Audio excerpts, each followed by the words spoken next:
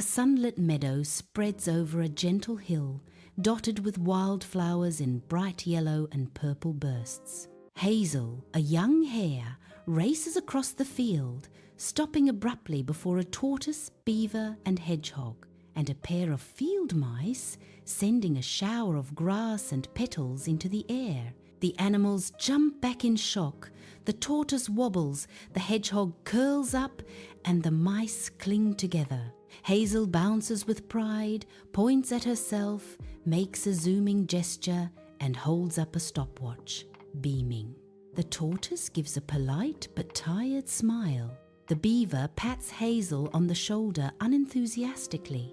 The mice simply dust themselves off. Hazel doesn't notice. She is already scanning the meadow for her next adventure. The village market is bustling. Hazel weaves through the crowd at top speed. An elderly owl behind a honey stall begins to say something as Hazel passes. Hazel points to a jar, drops a coin, snatches it, and vanishes before the owl can react, leaving it stunned. At the vegetable stall, the cheerful badger starts to recommend. But Hazel's already tossing veggies into her basket. At the fabric stall, the rabbit tailor shows a guide, but Hazel grabs a piece and dashes off before he finishes. The tailor shakes his head knowingly. Back in the meadow, Hazel unpacks her haul. She takes a big spoonful of what she thinks is honey and gags. It's mustard. She pulls out sour pickled radishes, not carrots, and unfolds fabric far too big, fit for a giant animal. Hazel stares at the pile of wrong things and scratches her head. The tortoise glances at Hazel with a gentle, knowing look. She waves it off and shoves everything back in her basket. Next morning, a fallen branch blocks the river stones. Animals wait on both banks, unsure how to cross safely. Hazel arrives and immediately leaps into action, heading straight for the branch without a moment's pause. The beaver steps forward, pointing up and downstream, animatedly explaining something important about the current. Hazel doesn't look back. She reaches the branch and pushes with all her strength. The branch swings the wrong way, toppling 2 stones into deep water, making the river crossing even worse. Hazel stands stranded in the middle of the river. The beaver has his face in his paws. The beaver wades in carefully and guides Hazel back to the bank.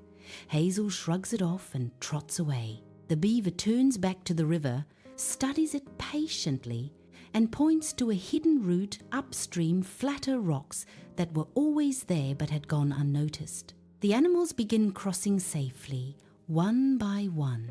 Hazel, from a distance, watches this unfold. She slows down, for the first time, stands still long enough to observe. That afternoon, Hazel watches the beaver at work on a small dam. She sees him pause, listening to the water, testing the current, and watching reeds before touching a single branch. Hazel tilts her head. She takes a step toward the dam to help, then stops herself. She watches more first. The beaver notices her and glances over occasionally, as if to say she is welcome to observe. Evening falls. Animals gather by the fire, and Hazel stands still, longer than ever before. The hedgehog moves beside her, telling a slow, careful story with gestures about a distant river and its mystery. Hazel's instinct is to jump ahead. She starts gesturing as if she already knows the ending. The hedgehog covers Hazel's paw, shakes its head. Hazel leans back. Listening its ending surprises her completely. Hazel sits quietly afterward, looking at the hedgehog with genuine surprise and appreciation. The hedgehog smiles. That night, Hazel lies under the stars, drawing the river, branch, and beaver's hidden upstream path in the dirt. She draws herself rushing past the owl, badger, and tailor, all the open mouths, paws, and guides she ignored. She looks at her drawings for a long time. Then she brushes them away and curls up to sleep. Morning comes. Hazel stays on the hill, watching the meadow wake as mist rises gently from the grass. The beaver studies the water before touching anything. A family of mice moves in quiet rhythm. Hazel's ears, usually back from running, stand tall and alert. A low tapping draws her attention to the far side of the meadow. She follows the tapping to a woodpecker by a hollow tree and spots a crack up a trunk above the animal's morning path. This time, Hazel doesn't rush in.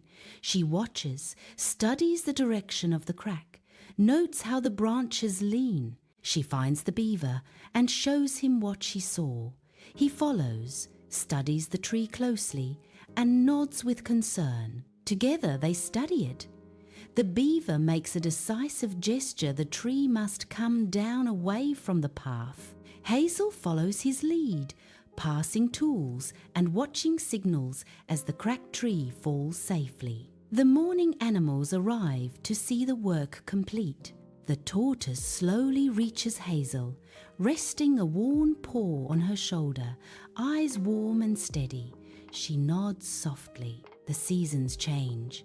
Hazel is still swift, but now she pauses between runs, turning an ear to the wind. She watches before helping, lingering at market stalls long enough to grasp what's truly being offered.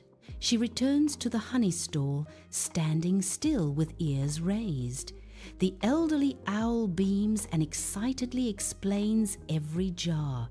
Hazel picks the perfect one, tastes it outside the stall, and closes her eyes in quiet delight. The first frost comes. Beneath the great oak, the animals gather and one by one offer quiet gestures of thanks. The beaver holds up a smooth river stone. The hedgehog traces the shape of fire in the air. The tortoise simply raises one patient paw. When it is Hazel's turn, she stands quietly for a moment. Then she raises both ears tall and cups her paws gently behind them still and open, ears wide to the world. The hedgehog smiles, then the beaver. The tortoise nods softly. Hazel lowers her paws and truly sees them. She sees the beaver's patience, tortoise's wisdom, hedgehog's heart gifts she once rushed past. Her eyes shine. She places both paws over her heart. The animals gather close, and the tortoise reaches her first, slow and sure. The camera pulls back slowly as a circle of animals gathers beneath the great oak in the last warm light of the season.